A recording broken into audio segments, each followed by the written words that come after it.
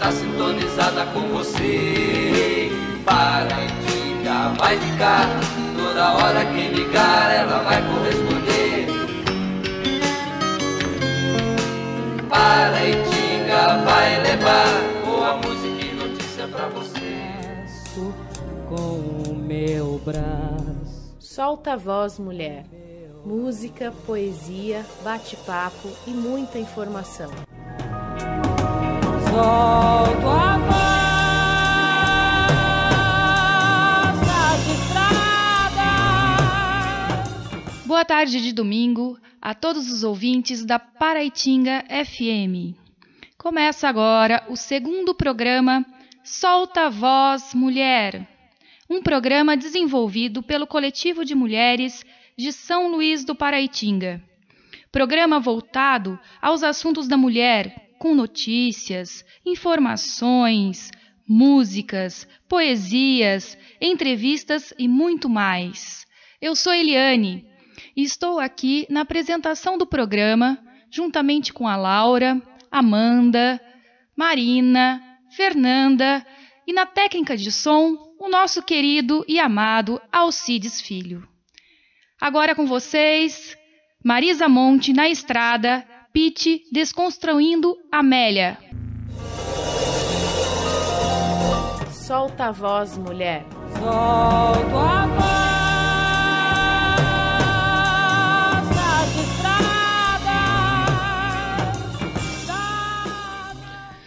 Olá, ouvintes, boa tarde, estamos de volta. Agora aqui falando é a Laura. Então, hoje o tema que a gente vai debater aqui no programa é a história das mulheres no Brasil. Então, não tem como a gente pensar a realidade de grande parcela das mulheres brasileiras sem considerar as marcas que foram deixadas durante quase 4 séculos pelo colonialismo português e os seus instrumentos de dominação, que no caso foi a escravidão das pessoas negras, o racismo e, posteriormente, a ideologia de embranquecimento, né? E essa herança perversa, ela estruturou uma sociedade desigual e violenta até os dias de hoje. Então, a gente também não pode esquecer que muitas dessas injustiças, infelizmente, na época elas foram justificadas pela igreja e pela ciência, porque essas instituições, elas defendiam essa noção de superioridade dos brancos que detinham todos os privilégios assim da sociedade, né? Então, a exploração de riquezas aqui do Brasil, ela foi feita pelo trabalho das pessoas negras escravizadas nas grandes plantações. Aqui na região a gente tem muito o histórico do café, né? Então dá para fazer essa associação. E então, assim, todo o sistema econômico da época foi estruturado em cima disso. E para justificar esse dilema moral e ético, né, que existia pela subjugação de um ser humano em relação ao outro, não se concebia a pessoa negra como uma pessoa, e sim como um animal. Tanto que as leis portuguesas, que estabeleciam a regulamentação sobre compra e venda dos escravos, estavam no mesmo capítulo referente à compra e venda de gado. Então, para a gente ver como isso é uma coisa muito séria, assim. E por que eu estou trazendo aqui um pouquinho de história, que pode ser que às vezes as pessoas, né, acham que não tem nada a ver, porque só em 1888 que foi decretada a abolição da escravatura pela Lei Áurea. Só que essa lei, ela não previu nenhum tipo de indenização compensatória e nem a inserção de todo esse contingente de pessoas na sociedade. Então, deixando milhares de mulheres e homens negros totalmente desamparados à margem de tudo. E esse passado, ele se atualiza, inegavelmente, hoje em dia, nas condições de vida da maioria da população do Brasil. Então, a gente só está resgatando isso para falar agora especificamente da mulher negra, porque além de pesar sobre ela a discriminação por ser mulher, que a gente chama de discriminação de gênero, também pesou essa questão do racismo, né? Então, juntou a opressão do machismo com a opressão do racismo. Então, assim, só para dar um exemplo, né? A mulher negra escravizada, ela foi, além da mão de obra nas lavouras, como eu já disse, ela era constantemente estuprada, tanto na Casa Grande como também nas senzalas, porque era totalmente desumanizada, era considerada uma propriedade do senhor, e inclusive os filhos dessas mulheres também pertenciam ao senhor e podiam ser vendidos como mercadoria. Então, ao não ser considerado um ser humano, a gente pode afirmar que a mulher negra ela sofreu todo tipo de violência sexual, física e psicológica que se pode imaginar. E, infelizmente, até os dias atuais, a mulher negra ela é retratada de forma hipersexualizada, principalmente na imagem, cheia de estereótipos que a grande mídia constrói, né? E isso é bem visível, basta a gente ligar a televisão, na época do carnaval, por exemplo, né, que a gente ainda enxerga muito dessas marcas do passado na atualidade. Então, assim, a gente vê que todas essas representações negativas, elas também acabam atuando fortemente no olhar da mulher negra sobre si mesma. Então, nesse sentido, entra muito a questão da autoestima, né, que em próximos programas a gente vai trabalhar isso um pouquinho melhor, vai trazer um pouco mais de conteúdo a respeito do feminismo negro. E toda a sociedade brasileira e todas as pessoas que se empenham por uma sociedade igualitária, pelo respeito, pela dignidade humana, estão implicados nesta questão. Então, por isso que a gente achou importante trazer essa discussão hoje, né? E então agora vou deixar vocês com duas músicas, uma é da Rita Lee, que se chama Todas as Mulheres do Mundo, e uma da Ellen Oléria, que se chama Antiga Poesia. Essa da Ellen Oléria em especial, acho que vai trazer um pouquinho do que foi dito aqui, tá bom? Até já já. Você está ouvindo pelo canal 290, ZYU 632, na frequência modulada 105,9 MHz, Rádio Paraitinga FM, também sendo ouvida pelo site www.radioparaítingafm.net ou pelo aplicativo Radiosnet em seu tablet ou celular Android, transmitindo de nossos estúdios Rua Doutor Luiz de Aguiar, número 500, Alto do Cruzeiro, na Estância Turística de São Luís do Paraitinga, São Paulo, atendendo nossos ouvintes pelos contatos. Ligações para 123671-2611, Paraitinga FM. A frequência de direitos e cidadania, dando voz à comunidade luizense. Oi, gente, aqui é a Marina falando. Bom, como a Laura já falou no bloco anterior, hoje o assunto aqui no programa é um pouquinho de história, né? E é muito interessante a gente ver esse lado da história, porque faz tempo que muitas mulheres estão buscando transformações na sociedade. Transformações que permitam direitos iguais, justiça e respeito, né? A gente pode lembrar, por exemplo, que até pouco tempo atrás, aqui no Brasil, as mulheres não podiam participar da política. Isso só mudou porque várias mulheres se organizaram um movimento para lutar pelo direito de participação política. E deu certo. Esse movimento, em 1932, as mulheres brasileiras conquistaram o direito de votar. E em 1934, o direito de serem votadas.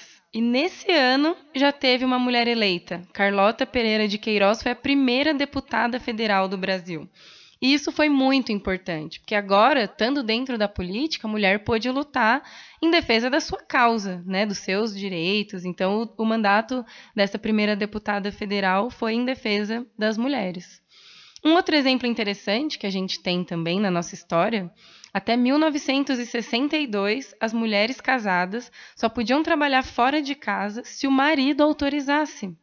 Várias mulheres também se juntaram, se organizaram e apresentaram propostas para mudar essa lei. E também conseguiram. Muito legal. Muito legal conhecer essas histórias porque são inspirações para a gente, né? A gente tem que continuar lutando pelas mudanças que a gente acredita que são necessárias na sociedade.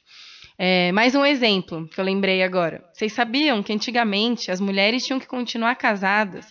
Mesmo se elas estivessem infelizes, elas não podiam se separar. Isso só mudou em 1977, quando a lei do divórcio foi aprovada.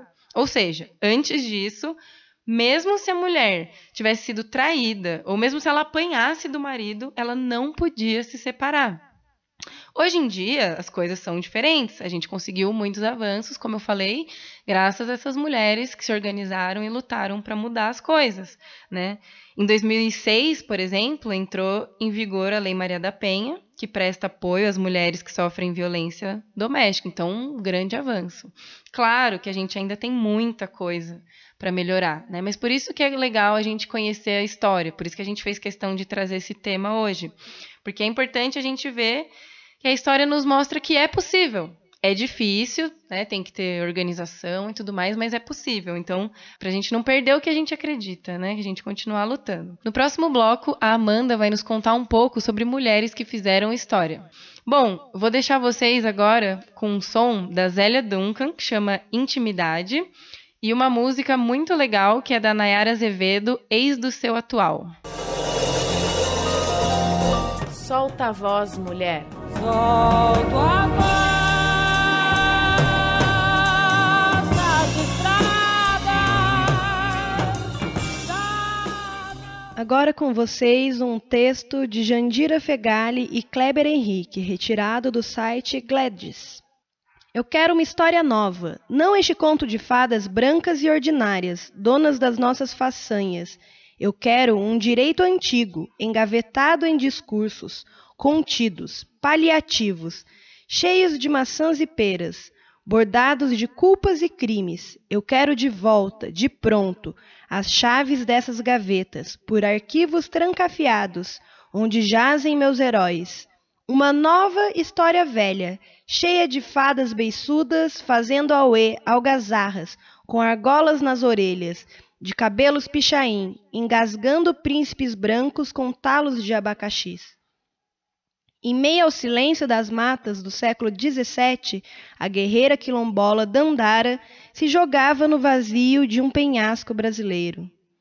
Durante quase 4 séculos de escravidão negra do Brasil, a luta dos povos negros e sua resistência sofreram tentativas sucessivas de serem apagadas da página das histórias oficiais das elites.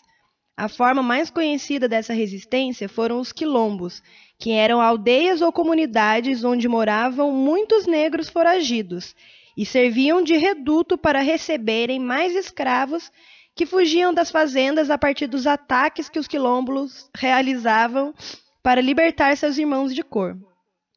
No Brasil, existiram quilombos em todas as regiões, e o mais conhecido foi Palmares, que abrangeu diversos estados do Nordeste. Durou mais de 100 anos e teve mais de 20 mil habitantes, por isso não foi fácil vencê-los. Todos nós, de alguma forma, já ouvimos falar de Zumbi, embora sua memória por muito tempo estivesse oculta, mas são raros os que ouviram falar de sua esposa, a guerreira Dandara. Dandara, além de esposa de Zumbi dos Palmares, como quem teve 3 filhos, foi uma das lideranças femininas negras que lutou contra o sistema escravocrata do século XVII. Não há registro no local de seu nascimento, tampouco da sua ascendência africana. Relatos nos levaram a crer que nasceu no Brasil e estabeleceu-se no Quilombo dos Palmares ainda menina. Além dos serviços domésticos da comunidade, plantar e trabalhar na produção de farinha de mandioca, ela aprendeu a caçar, lutar capoeira e empunhar armas. Assim, quando adulta, liderou as falanges femininas do exército palmarino. Quando os primeiros negros se rebelaram contra a escravidão no Brasil e formaram o Quilombo dos Palmares, na Serra da Barriga, em Alagoas, Dandara estava com Ganga Zumba. Participou de todos os ataques e defesa da resistência palmarina e, na condição de líder, chegou a questionar os termos do Tratado de Paz assinado por Ganga Zumba e pelo governo português. Posicionando contra o tratado, opôs-se a Ganga Zumba ao lado de Zumbi, sempre perseguindo o ideal de liberdade. Dandara não tinha limites quando estava em jogo a segurança de Palmares e a eliminação do inimigo. Chegando perto da cidade do Recife, depois de vencer várias batalhas, Dandara pediu a Zumbi que tomasse a cidade. Isso é uma prova da valentia dessa mulher. Sua posição era compartilhada por outras lideranças palmarinas. Para Dandara, a paz em troca de terras no Vale do Cacau, que era a proposta do governo português, não adiantava. Ela preferiu a guerra constante, pois via neste acordo a destruição da República de Palmares e a volta à escravidão. Dandara foi morta com outros quilombolas em 6 de fevereiro de 1694, após a destruição da Cerca Real dos Macacos, que fazia parte do quilombo de Palmares. Não sabemos como era seu rosto, nem como ela era exatamente. Podemos compará-la a 2 deusas do panteão africano, o Mobá ou Yansan, uma leoa defensora da liberdade. Sua imagem vive e pode ser vista em cada pessoa que se identifica com suas origens, luta por liberdade, acredita em seus sonhos e faz da insegurança sua força e do medo de morrer seu alimento. Solta a voz, mulher. Solto a voz das estradas. Então, encerramos agora o nosso segundo programa Solta a Voz, Mulher. Lembrando que o Coletivo de Mulheres de São Luís do Paraitinga faz reunião toda primeira quinta-feira do mês, às 14 horas, no prédio da Biblioteca Municipal. Estamos lá para te ouvir, mulher. Em casos urgentes de violência doméstica, familiar ou afetiva, ligue 180 e faça a sua denúncia. Além de nos ouvir pela 105.9 Paraitinga FM, também podem nos ouvir pela internet no site www.radioparaitingafm.net. Nossos programas também estão disponíveis no YouTube, no canal Coletivo de Mulheres de São Luís do Paraitinga, para você acessar quando quiser. Temos também uma página no Facebook, Coletivo de Mulheres de São Luís do Paraitinga. Fiquem à vontade para nos seguir, lembrando que estamos dispostas a te ouvir. Então, solte a voz, mulher! Você está ouvindo pelo canal 290, ZYO 632, na frequência modulada 105,9 MHz, Rádio Paraitinga FM. Também sendo ouvida pelo site www.radioparaitingafm.net ou pelo aplicativo Radiosnet em seu tablet ou celular Android, transmitindo de nossos estúdios Rua Doutor Luiz de Aguiar, número 500, Alto do Cruzeiro, na Estância Turística de São Luís do Paraitinga, São Paulo, atendendo nossos ouvintes pelos contatos. Ligações para 123671 2611, Paraitinga FM. A frequência de direitos e cidadania, dando